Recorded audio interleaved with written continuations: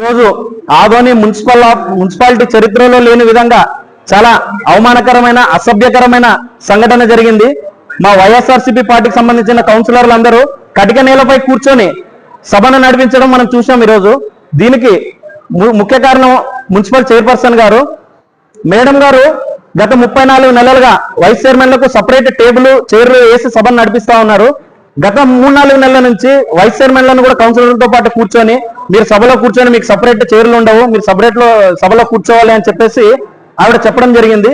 దానికి నిరసనగా కౌన్సిలర్లు అందరూ కింద కూర్చొని మా వైస్ చైర్మన్లకు సపరేట్ టేబుల్ వేసేంత వరకు మేము లేము అని అంటే, సరే మీరు కూర్చుంటే కూర్చున్నారు అని చెప్పేసి ఆవిడ సభ నడిపించడం జరిగింది.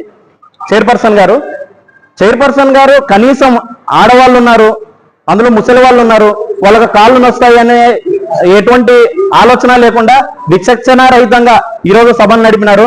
అయినా ఆదోని అభివృద్ధి కోసం వైఎస్ఆర్సీపీ పార్టీ కౌన్సిలర్లు కింద కూర్చొనే సభను విజయవంతంగా పూర్తి చేసి ఏ అంశాలు అయితే పాస్ చేయాలో పాస్ చేసి, ఏ అంశాలు రిజెక్ట్ చేయాలో రిజెక్ట్ చేసి సభను ముగించుకొని బయటికి రావడం జరుగుతూ ఉంది.